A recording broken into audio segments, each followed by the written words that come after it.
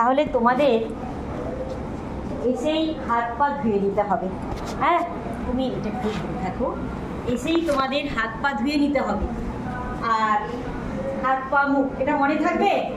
আর যেখানে গরম লাগে, আমাদের তো একটু বয়স হয়েছে, আমাদের এই হাতগুলোতে জল নিয়ে কানের ভেতরেও ভিজে আঙুলগুলো দিতে হয়। হ্যাঁ, যাতে কানের গরম বাতাসটাও কিছুটা ঠান্ডা হয়ে যায়। তোমরা করো? ও, তুমি করো, বেশ। আমি বললাম তোমাদের এটা কেমন মনে হবে, কিন্তু আমাদের তো অনেকটা বয়স হয়েছে, এটাকে এখানে একটু ঠান্ডা আঙুলটা নিয়ে যেতে হয়। তোমরা সেইভাবে নিজেরা ফ্রেশ হয়ে গেলে।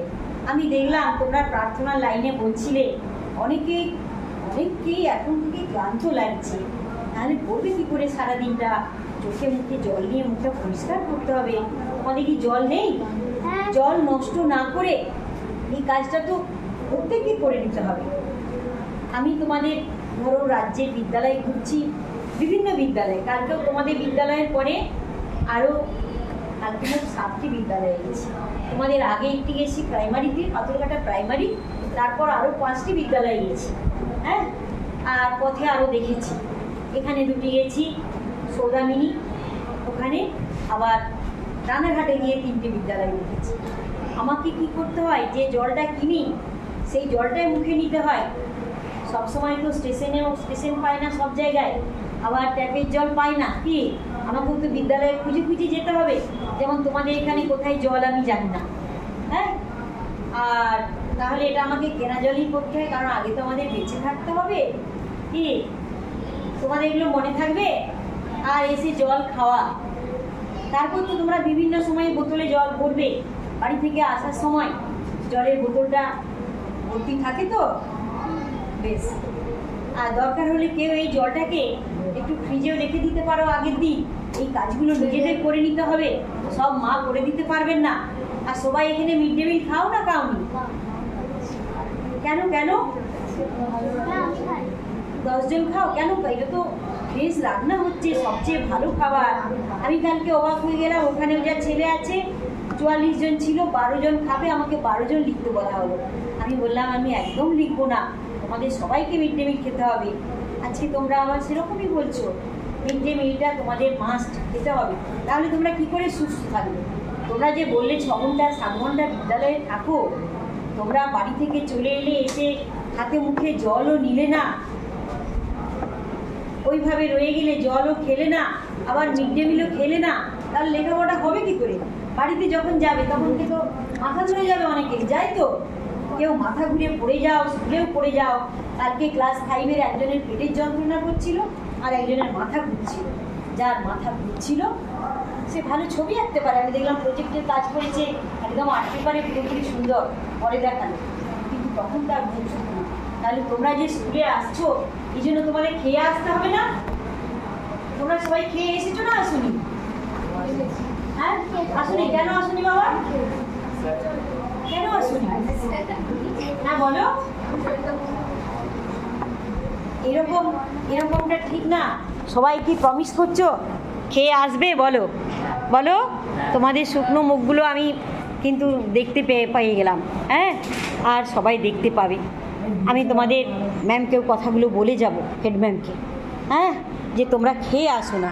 তাহলে এই কাজটা শুধু তোমরা ক্লাস 7-এর জন্য নয়, অন্য ক্লাসেরও সবাইকে করতে হবে। আমি হেড ম্যামকে এটা বলে যাব। হ্যাঁ, আর তোমরা আসার সময় ছাতা আনো।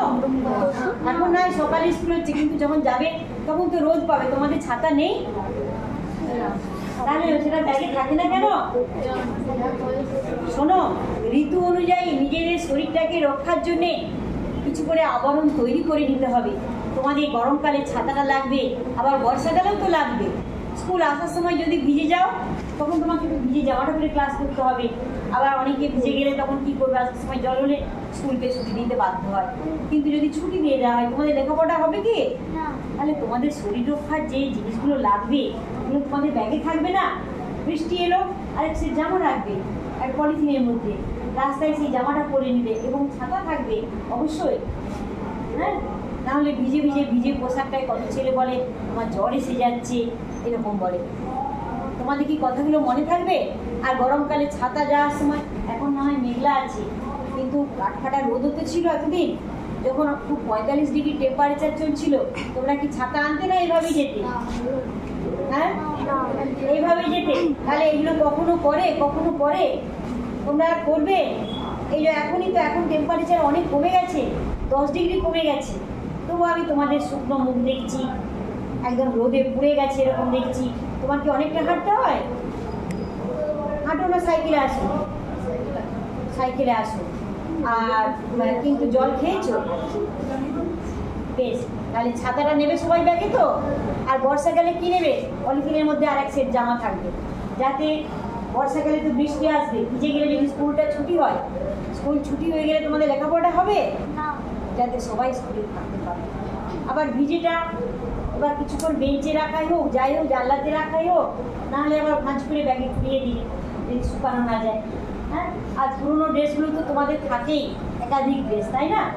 সেগুলো পরতে পারবে। আর বর্ষাকালে যদি হাফ হাতা ড্রেস থাকে, একটা নিয়ে নেবে, সহজে শুকিয়ে যাবে তাড়াতাড়ি। যাক, এই হচ্ছে শরীর রক্ষার ব্যাপারগুলো। তোমাদের মিড ডে মিল কিন্তু খেতে হবে। তোমরা আজ থেকে সবাই খাবে না? খাবে না? আমি থাকাকালীন যদি সই করাতে আসেন, আমি তো বলবো যে সবাই খাবে। আমি একদম লিখবো না, আরও লিখিনি যে তোমরা খাবে না। হ্যাঁ, তোমাদের এই বিষয়টা আমার কালকে লিখতে মনে হয়নি। তোমাদের এই যে তোমরা এসে শরীরচর্চা কিছু করো না, এগুলো কিন্তু আমি ঘন ঘন লিখি, বিদ্যালয়কে করতে বলি, আবার লিখতে। দেখ, এবার বলি, অনেকটা কথা বললাম। মূল যে তোমরা বিদ্যালয় আসছো, তার উদ্দেশ্য কি? পড়াশোনা করা। হ্যাঁ, পড়া এবং লেখা। প্রথমে পড়তে পারতে হবে, তারপর লিখতে হবে। আর কি? ভালো মানুষ হওয়া সবার। কী করে ভালো মানুষ হবে? আমাদের যে খারাপ গুণগুলো যদি না থাকে, খারাপ গুণগুলো আমি তো দেখতে পাচ্ছি তোমাদের কারো নেই খারাপ গুণ। ঝগড়াঝাটি, হিংসা, মারামারি, লোভ, পরশকাতরতা, এগুলো খারাপ গুণ। মানুষ পরে নিচে নামিয়ে দেয়, মানুষের সম্পর্ক নষ্ট করে। তাই এগুলো কি তোমাদের মধ্যে থাকবে? আর তোমরা বিদ্যালয়কে ভালোবাসো না বাসো না? তোমাদের মতে তোমাদের সবচেয়ে সুন্দর জায়গা কোথায়? বিদ্যালয়। আমাদের বাড়ির চেয়েও সুন্দর বিদ্যালয়, তাই না? তোমরা বিদ্যালয়ে আসতে ভালোবাসো তো? মানে কেউ কামাই করো না তো? ডে স্কুল হলে করো, কিন্তু ডে স্কুল হলে শরীরটাকে রক্ষা করার জন্য ছাতা নিতে হবে না, এসে হাতে মুখে জল নিতে হবে না। না বলছি জি, এগুলো করতে হবে তো। আর নিজের তোমরা মিড ডে মিল খাও, যাতে মিড ডে মিল নেই তাদের তো অল্প করে টিফিনটা থাকতে হবে অন্য সময় ফিরে পাওয়ার জন্য। মিড ডে মিলে শুধু কিন্তু যথেষ্ট নয়, কিন্তু সেটা অনেকটাই। তুমি বাড়ি থেকে যে খাবারটা করে আনছো, তার চেয়ে অনেক পুষ্টিকর মিড ডে মিল, কারণ সেটা গরম গরম তৈরি হচ্ছে, যা সবজি খাচ্ছ টাটকা সঙ্গে সঙ্গে তৈরি হচ্ছে। তোমরা খাবে না? এটার জন্য কত সরকারি পরিকল্পনা, কত কষ্ট করে এটা চালানো হচ্ছে। আর তোমাদের এই বিদ্যালয়গুলো কিন্তু অনেক কষ্ট করে সুন্দর করে গড়ে তোলা হচ্ছে। কাদের জন্য? তোমাদের জন্য। কেন না? তোমরাই হচ্ছে পৃথিবীর আগামী, তাই তো? তোমরাই পৃথিবীতে নেতৃত্ব দেবে। কেউ প্রধানমন্ত্রী, মুখ্যমন্ত্রী, ডাক্তার, ইঞ্জিনিয়ার, অধ্যাপক, বিভিন্ন পদ তোমরা আলোকিত করবে। আর সবার উপর শিক্ষক, এগুলো তো হবেই। শিক্ষক তো কম কিছু নয়, কিন্তু সবার উপর কি হতে হবে? তোমাদের ভালো মানুষ হতে হবে। এই ভালো মানুষ তোমরা হবে না? হবে না? এখন তো হয়ে আছো, কিন্তু অনেকে একটু বড় হয়ে বলে যে দুষ্টু হয়ে যায়। দেখি তোমরা হবে যখন 9, 10-এ পড়ে। এটা কিন্তু মনে রাখবে। আমার কথাগুলো কি তোমাদের মনে থাকবে? রাজ্যের প্রায় 6000 বিদ্যালয় বেরিয়ে গেছে আমার যাওয়া। হ্যাঁ, 18টি জেলা। আর কটি জেলা আছে সেখানেও যাওয়ার ইচ্ছা আছে, পৌঁছতে পারবো না। আর তোমাদের একটু কাছাকাছি আমি থাকি, যদিও আমার মূল বাড়ি এবং কর্মক্ষেত্র অন্য জায়গায় ছিল।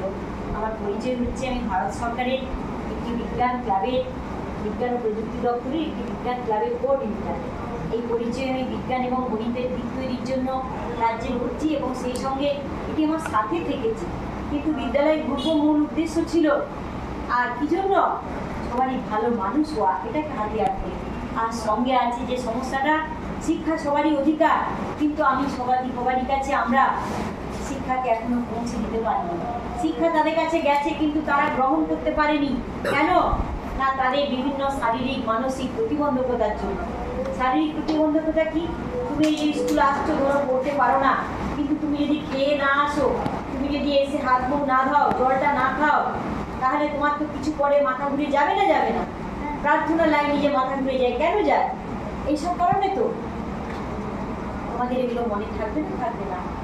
আর সবার উপর কি আমি বলছি না এটা তোমাদের আছে, কিন্তু অনেকের আছে। আমি যে এলাকায় বাস করি তোমাদের কাছাকাছি সাপুরজি, সেখানেও আছে। পথে ঘাটে বাজারে দোকানে বাসে যারা ড্রাইভার কন্ডাক্টার, তাদের মধ্যে মুখে খারাপ কথা শুনি। আমি অনেক প্রতিবাদ করি, তাদেরকে বোঝাই যে ভালো কথা কি বলা যায় না? সকালে খারাপ কথা বলছো করে ভালো কথা বলো না। হ্যাঁ, তো তোমাদের আমি এই দায়িত্ব, তোমরা এখন শিশু, নিতে বলছি না, কিন্তু তোমাদের বাড়ির যারা তারা নেবে। আর আমরা সবাই নিজের বাড়িটাকে সুস্থ করব, কিন্তু আগামী দিনে কিন্তু এখন বর্তমানে তোমরাও শপথ করবে, তোমরা কেউ জীবনে খারাপ কথা বলবে না, তোমার পরিবার বলবে না, তাই তো? তোমাদের যে পরিবারে বাস করো এবং যারা আত্মীয়জন কেউ বলবে না, সবাই ভালো মানুষ হবে। আমি আশা করছি এরকম কেউ বলো না। তোমাদের কি মেরিট অনুযায়ী সেকশন নাকি মিলিয়ে মিশিয়ে আছে? মেরিট অনুযায়ী আছে, মানে সব ভালো ছেলে তোমরা আছো এই ক্লাসে, তাই তো? ক্লাস 7 যত ভালো ছেলে এখানে আছে। ও মেরিট অনুযায়ী মানে তো তাই বোঝাই বাবা। সেকশন এ মানে ভালো ছেলে, বি মানে তার চেয়ে একটু কম, সি আরও একটু কম, ডিতে মানে যারা দুর্বল, তা নয়, মানে সব মিলিয়ে মিশিয়ে আছো। বেশ, তার কিছু অসুবিধা নেই, আমি শুধু জেনে নিলাম। এবার আমি তোমাদের তাহলে পৃথিবীর যে শিক্ষা প্রতিষ্ঠানগুলো তোমাদের জন্য সাজানো আছে এবং তোমাদের যাতে ভালোভাবে গবেষণা করতে পারো, লেখাপড়া করতে পারো, এই যে তোমরা খারাপ আছে, তোমাদের কিন্তু অনেকটা করে বৃত্তি দেওয়া হয়। কি দেওয়া হয়? বৃত্তি, টাকা পয়সা। ধরো তোমরা এখন পড়ছো, তোমাদের তো সাইকেল আরে বিভিন্ন রকম দেওয়া হচ্ছে, মেয়েদের কন্যাশ্রী দেওয়া হবে। আবার হায়ার সেকেন্ডারিতে যদি 80% বা তার বেশি করে নম্বর পাও বিজ্ঞান বিভাগে, বিজ্ঞান এবং গণিত নিয়ে, তাহলে তোমরা যে কোনো কলেজে ভর্তি হবে হলে ফিজিক্স, কেমিস্ট্রি, ম্যাথমেটিক্স, বায়োসায়েন্স, তোমরা একটা স্কলারশিপের আবেদন করতে পারবে, ইন্সপায়ার স্কলারশিপ।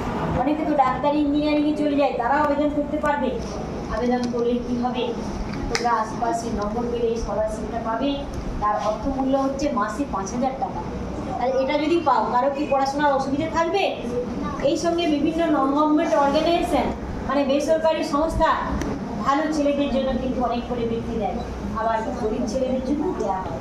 মেধা বা দারিদ্র এখন কোনো প্রতিবন্ধকতা নয়। শুধু তোমাদের করতে হবে কি, রোজ বিদ্যালয়ে আসতে হবে এবং লেখাপড়া করতে হবে, এবং সেই সাথে শরীরচর্চার কাজগুলো সব জেনে নিয়ে নিজেকে সেইভাবে আচরণ করে নিজেকে সুস্থ রাখতে হবে। আমাদের জীবনটা তো মূল্যবান। এগুলো যে না করে, না খেয়ে স্কুলে এলো, মাথা ঘুরে স্কুলে এলো, এই যে কেউ তো মারা যায়, এই যে হার্ট অ্যাটাক হয়েছে, বাড়িতে গিয়ে মারা যাচ্ছে রোদে, শিশু তো মারা যায়। ক্লাস 7 ছাত্র মারা গেল কদিন আগে, দেখলাম 3 দিন আগে, তাই তো 2 দিন আগে। তাহলে এগুলো কেন হয়? এগুলো না করার জন্য তো। আর আমি এই বয়সে অবসরের পর আমি তো গোটা রাজ্য ঘুরছি, এবং কোনো দিন 18টা 20টা 22টা স্কুলেও ঘুরি এই রোদে। আমি তো ঘুরছি, আমার মাথায় কি কোথাও ছাদ আছে? তোমাদের শ্রেণীকক্ষে এসেছি বলে এখন মাথার উপরে পাখা করছি, কিন্তু অন্য সময় আমি রোদে ঘুরি, বসারও জায়গা থাকে না। ওইভাবে তো আমি তোমাদের কাছে পৌঁছতে পারছি, বিদ্যালয় হতে বিদ্যালয়ে, এবং সব জায়গায় যে শ্রেণীকক্ষে যাচ্ছি তা নয়। তোমাদের স্কুলের প্রয়োজন আছে, ম্যাডাম আসতে বলেছেন, সেজন্য এসেছি। এবং দেখলাম আমাকে সেদিন কালকে ক্লাস 5-এ ছিলাম, আজকেও সেখানে যেতে বলছিলেন, আমি বললাম ওদের কাছে তো গেছি, এবার আমি অন্য ক্লাসে পাঠাবো। এই জন্য তোমাদের কাছে আসতে পারলাম, এবং আমি তো অনুভব করছি যে এই প্রয়োজনটা অনেক ছিল। তাহলে আমি কি বললাম, যার কোনগুলো মূল মেনে চলতে হবে? বিদ্যালয়ে এসে হাত পা মুখ ধুয়ে নেওয়া, জল খাওয়া, একদম ফ্রেশ হয়ে যাওয়া, ঠান্ডায় বসা, আর মিড ডে মিল খাওয়া, এবং ভালো কথা বলা, লেখাপড়া করা, ভালো আচরণ করা, বর্ষাকালে একটা ড্রেস সঙ্গে আনা, এগুলো করবে তো। এমনি শীতে সোয়েটার, টুপি, এগুলো তো থাকবেই। খুব ঠান্ডা হলে হাতে গ্লাভস নিতে হবে, পায়ে মোজা পরতে হবে, তাই না? নাহলে ঠান্ডায় তখন অনেক কিছু হয়ে যাবে। তাহলে এবার আমাকে তোমাদের সিলেবাসে আসতে হবে, তাই তো? আর তোমাদের কি চাই? সবার উপরে ধৈর্য, কোনো কিছুতেই ভেঙে পড়বে না। হ্যাঁ, সবারই জন্য সুযোগ আসবে। ধরো কেউ একবার কখনো রেজাল্টটা খারাপ করলে, কারো কি মনটা খুব খারাপ হয়ে যায়? মনটা খারাপ হবে ঠিকই, কিন্তু সেই জন্য ভেঙে পড়লে হবে না। তোমাকে ধৈর্য ধরে নিজের লেখাপড়াটা ভালো করতে হবে। যেগুলো না বুঝতে পারবে বন্ধুদের কাছ থেকে জেনে নেবে, আর স্যার ম্যাডামরা তো আছেই, তাদের কাছেও জানার চেষ্টা করবে। আচ্ছা, তোমাদের ক্লাসে পড়তে লিখতে পারো না এমন কেউ আছো? বলো, আমি তাকে আজকে পড়িয়ে দিয়ে যাব, তারপর অন্য কথা বলবো। আচ্ছা, তুমি এই সাইডে চলে এসো। এবং বাংলা বইটা বের করে পড়ো। এবার আমি তোমাদের বলি, আচ্ছা এই বোর্ডটা মুছে ফেলো বাবা। তোমাদের প্রথম আমি বাংলা ভাষা, ইংরেজি ভাষা, মানে ভাষা, গণিত এবং বিজ্ঞান নিয়ে কিছু করে বলবো। এটা হচ্ছে কর্মশালা, সবাই অংশগ্রহণ করবে। আমি মোট 2টো পিরিয়ড থাকবো, তার একটা পিরিয়ড হতে চলেছে। হ্যাঁ, ভাষার জন্য তোমাদের বলি, তোমরা মনের খাতাগুলো একটা খাতাতে লিখবে। লিখতে পারবে তো? বিশেষ করে যেগুলো আনন্দের কথা।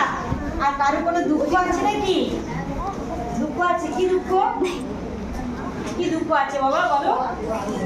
হ্যাঁ বলো বলো। হ্যাঁ, দুঃখ নেই? দুঃখ কারণ নেই তো? কেউ কেউ বলে সাইকেল পাইনি তাই দুঃখ। এবার সাইকেল বিদ্যালয় থেকে যখন দেওয়া হবে তখন তো পাবে, কিন্তু সাইকেলের দাম বেশি নয়, এটা সবাই কিনতে পারে। সরকারি সাইকেল পাওয়ার আগে তোমাদের কিন্তু সাইকেল থাকে, থাকে তো, সেটারও মান কম কিছু নয়। হ্যাঁ বলো। আচ্ছা, তাহলে এবার একটা করে মনের খাতা বা ডায়েরিতে তোমাদের আনন্দের কথাগুলো লিখবে। কারো যদি দুঃখ হয় সেটাও লিখবে, কিন্তু দুঃখের কথাগুলো মাকে বলবে বা ম্যামকে বলবে স্কুলেতে, কেমন? কিন্তু বাড়িতে মাকে, কারো সম্ভব হলে বাবাকেও বলবে এই জন্য দুঃখ হয়েছে। হ্যাঁ, আর কোনোভাবে কোনো কিছুতে ভেঙে পড়বে না।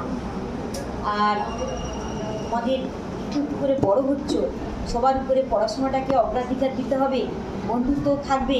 হ্যাঁ, কিন্তু ভুল হবে লেখাপড়া, অকারণে সময় নষ্ট কেউ করবে না। বিদ্যালয়ে এসে যতটা তোমাদের কথা বলতে হয় সেরকমই, পথে ঘাটে কেউ দেরি করবে না, সোজাসুজি স্কুলে যাবে, বাড়ি চলে যাবে, তাই না? ভাষার জন্য আরেকটা বলি, 2টো খাতা করবে। ডায়েরিটা তো তোমাদের করতে হচ্ছে না, ওতেই লিখবে। প্রথম খাতাটার নাম হচ্ছে শব্দ তৈরির খেলা। কি না? শব্দ তৈরির খেলা। প্রতিটা বর্ণ অনুযায়ী শব্দ তৈরি করবে তোমরা। বর্ণ কি দিয়ে শুরু? বাংলা বর্ণ ভাষার অ দিয়ে শুরু। তোমরা 20-25টা সহজেই লিখতে পারবে। কোনো ছেলে 50-60টাও লিখে ফেলে। আজকে অবর্ণ দিয়ে করলে, আগামীকাল কি করবে? আজ করলে অবর্ণ দিয়ে, আগামীকাল করবে আ বর্ণ দিয়ে, তারপর দিন হর্ষই, তারপর দিন দীর্ঘই। এই খাতাটার কি নাম হলো? শব্দ তৈরির খেলা। হ্যাঁ, তাহলে তোমাদের এটা ওয়ার্কশপ নাম থাকছে কেন? আমি এখানে শুধু একা নয়, তোমরা সমানভাবে অংশ নেবে, বুঝতে পারছো? এবং তোমরা বোর্ডে এসে কাজগুলো করবে। তাহলে এটা বাংলাতে হলো, এই অনুযায়ী শব্দগুলো করবে। কে? অমল, অজগর, অলস, এইভাবে শব্দ যখন না মনে আসবে তখন বই খুলবে, বইয়ে কোন কোন শব্দের প্রথম করে আছে তাকেও খাতাতে লিখে দেবে। এক একটা পাতায় এক একটা বর্ণ থাকবে, কেমন? আর ইংরেজিরও একটা খাতা করবে।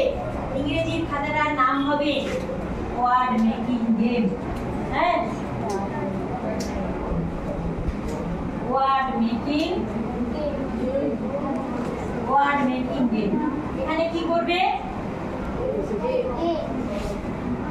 প্রথম অক্ষর এ দিয়ে শব্দ করবে। ধরো এ তো নিজেই একটা কথা, এ এম, আর আমি স্মল লেটারই করে দিলাম।